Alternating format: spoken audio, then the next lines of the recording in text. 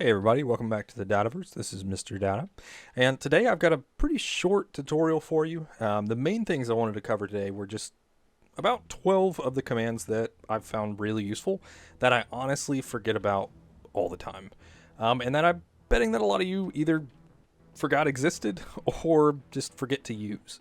So let's jump right into it. The first one I've got here is slash mob drops. Oh, looks like I need to make that chat just a little bit bigger because it is hard to read. One moment. Make that a whole lot bigger so you guys can see it. All right. So that first one is slash mob drops.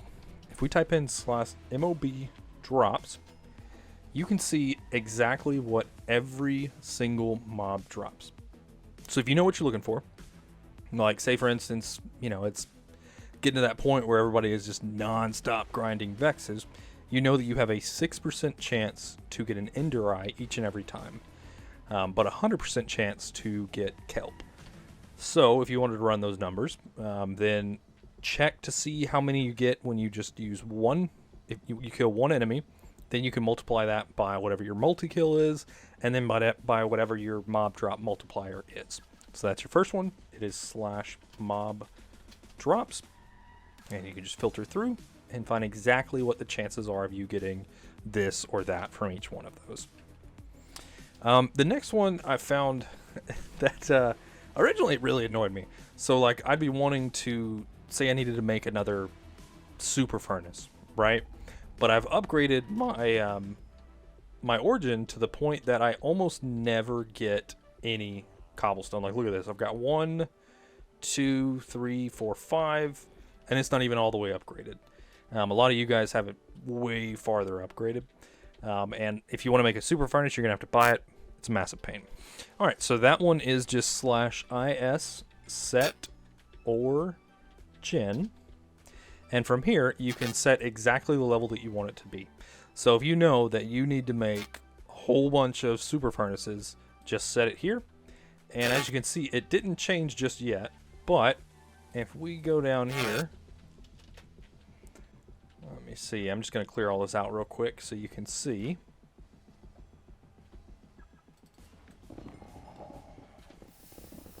And now you're going to notice, see, look, all that's filling up with just the most basic items. Now that we've cleared all this out again, well, I should have cleared most of it out, at least the first portion. We can go back up here, and you can see how much more cobblestone there is. So that now it'll be much easier for me to make a super furnace. Much simpler. And if I want to set that back, I just go to is set or gen, and I can set it back up to my max level, which, what do I have it at? I've got a level 10. So there you go. I've got it set right back to level 10. Now the next one, I'm not a big PvP guy, but I really love that they added this in because it's funny. And that is bounty. So say that I wanted to set a bounty on someone. I can do slash bounty, and I can set a bounty on, let me see, who is this? Kuba. Alright, so I'm going to do slash bounty Kuba, and I can set 1, 1, 2, 3, 1, 2, 3. There you go. So now I have set a bounty on Kuba. Now we can also do slash bounties. And we can see slash bounty list. And we can see what is everybody's kill worth. Right now, oh my gosh, 2-ton Tommy is worth 1.8 mil. Is Kuba on here yet? Oh, Amnio. Wait, where was he? Amnio is worth 1, 2, 3, 11, 12 million basically. That's ridiculous. But that's how you can set that in the future if you need to. It's pretty funny, but if you're a PvP guy, check that real quick and see who might be worth hunting down while you're down there. Alright, so next we've got settings and slash is settings. Some useful things here. You can turn off and on your feet drops. You can turn on and off the sounds. There's a lot of these little things that get really annoying. Like honestly, I never do cough. I don't care about cough. It's fun if you're a PvP guy, but I don't do it. So I can turn that off. Meteor messages, I don't do those either, so I'm going to turn that off. Vote messages, I don't care about your votes. care about mine, so I'm going to turn that off. Skycoin messages, I do actually want to see that. TP requests, I want to see those. If you get tons of trade notifications, you can turn that on and off. Scoreboard, I don't know why you'd want to turn that off. You sort of need that. You can turn off the join messages for, that's actually pretty nice. Being able to turn them off for only Blue Orchid and patrons. So Blue Orchids and Wither, I guess, are the only ones that can turn that off. Oh, competition titles, those things that take up the entire screen. Oh, I just enabled it. You can turn those off, which is wonderful because they get a bit annoying if you're not doing them. The farm messages, I know that I'm getting it, so I'm not really too worried about it. The vote rank prefixes, I'm happy to have those. MCMMO sounds, global boosts, those are good to know about. Bounty messages, I don't do PvP, so I don't care that much. And community goal messages, you can turn all that stuff off and on. Also, then there is IS settings, which lets you do a lot of basic things, like if you want to allow mobs to spawn. This includes your actual spawners, so if you turn that off, your spawners do nothing. Leaf decay, if you want to build something out of leaves, then that's helpful. Island weather, if you're fishing, you want to set that to raining because it slightly increases how quickly you can catch fish. Time of day, whatever you like. Enderman grief, I don't think you really got to worry about that one. Liquid flow, this one's actually pretty useful. Fire spread, oh my gosh, you can turn off fire spread, so nice. The help hologram, the first thing I'll log in to a Skyblock account, I turn this off immediately. I don't like it, I think it's annoying. And then lucky block hologram. I personally like to have the lucky block hologram just to remind me of, oh yeah, I need to go destroy that thing. But it's good to know about. So that's settings and IS settings. Next, for any of you guys that like to compete with MCMMO, there is leaderboard. If you go to /leaderboards, you can see exactly who is leading in each and every one of these.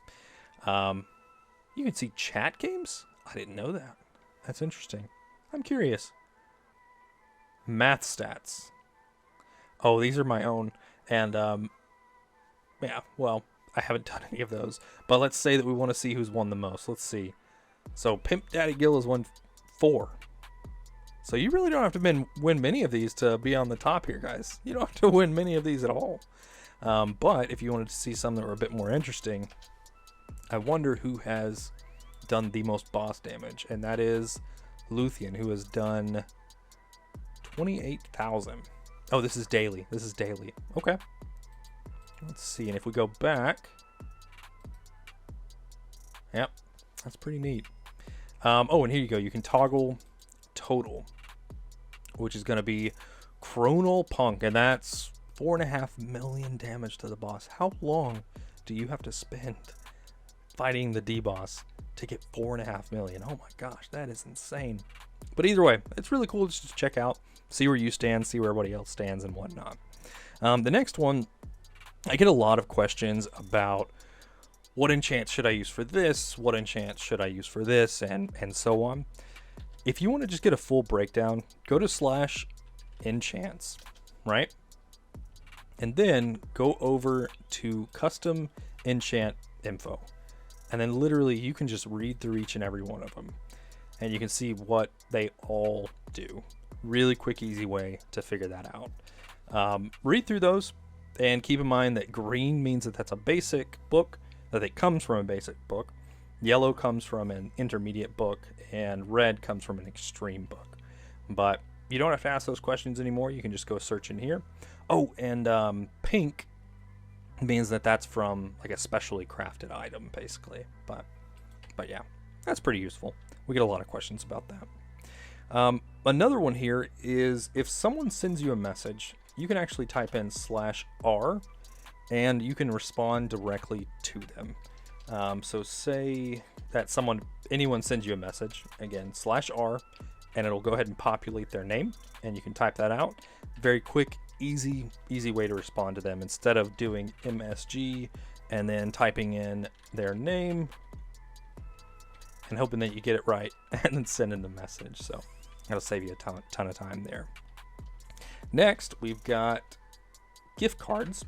If we type in /gift card, do I have any? No, I don't. If you have any gift cards, they will be here. And the neat thing is you can literally click on it and it will copy that code. So you can copy that code and then just Control V, and you can pop that right into the Neo store without having to manually type in every tiny number. Great way to save some time. Next, which is a really useful one. Okay, not really useful, but it's really cool. Nickname. If you look at mine, my character name is AM Mr. D4T4. But if you look at mine, it says YouTube / Mr. Data, right? So if you want to make your own, you can do /Nick and then type in, I don't know, whatever you want it to be. But also, if you want to make yours have this cool color code like mine does, there is a website that I'll put in the description below called Birdflop. I believe that's what it's called. I'll put it in the description below so you guys can have access to that. Really easy, but just keep in mind, you can only really use like 2 colors and you want to keep it really short because it will only let you fit so many characters in here before it'll reject the nickname. So that's how a lot of these people have these really cool names. Let's see if I can find another one. Here we go. Oh no, not that one. I know there's a couple people that have. Okay, here you go. So like, this is Pimp Daddy Gill, and his name is Father Gill. So that is a custom one that he added as a nickname. And if you ever want to see what somebody's true name is, you just hover over it. Like, I'm Toasty Man made his Toasty, and so on. That is how they do it. Again, that description will be in the link below. Next is one that I found most useful, and that is to set home, and then you can title whatever it is. But the reason that's useful is that, say I go to IS Top, and I found that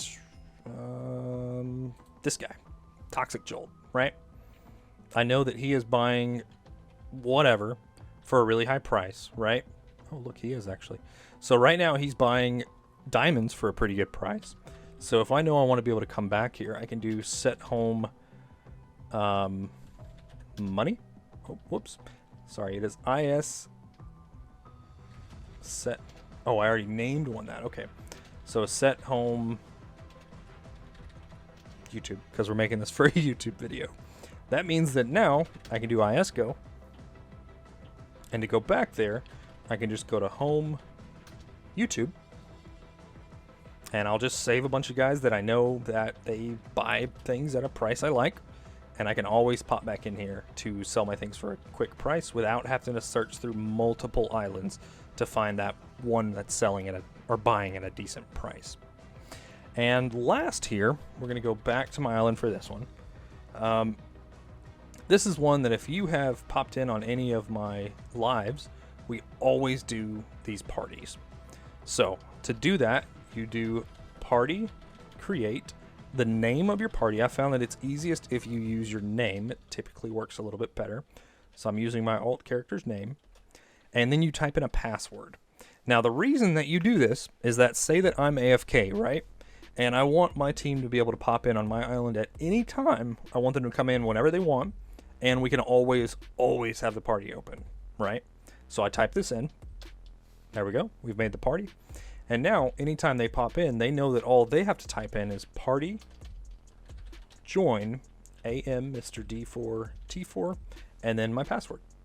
Now, if you don't have this password, they can submit a request to join your party, but you have to accept them. If you have that password popped in here, put it on a sign, and then all they have to do is they just have to know that password, and they can come right back in, no problem at all, and you don't even have to be here. So I could be totally AFK and still earning all my MC MMO skills while I'm not doing anything. And vice versa, when they leave the server and I come back, I'm over here mining and they're nearby and we're in a party, then they're getting some of my XP as well. Really great way to really boost your XP. But as far as commands go, that's it for a quick tutorial here. I will say in our next episode of the Let's Play series, I hope to really build this out, clean all this up, and obviously all of that. And also, guys, in the descriptions below, I wanted to mention that we've been talking about doing doing the droppers again, and I think we may do it.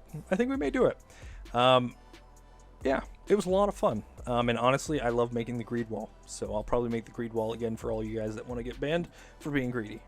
So we'll add you guys back in too. But anyways, other than that, on our next Let's Play episode, if you didn't see my last episode, then go check it when we built this huge thing.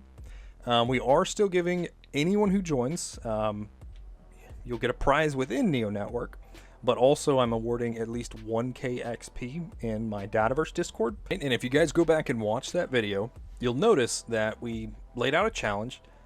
This was really ugly last time you saw it. And the challenge I had to sort of make myself feel better about the rough job I did originally, and thank you, by the way, for everybody who helped me clean it up, but it was go back and watch that video. Whoever is closest to the number of blocks that I had to remove to fix the build, you are going to win a August crate key. And I will announce that winner at some point in the next Let's Play episode. So go back, check that video. You have until the next Let's Play episode comes out, and I'm going to try and work on that probably tomorrow. So it should come out probably Wednesday, maybe Thursday.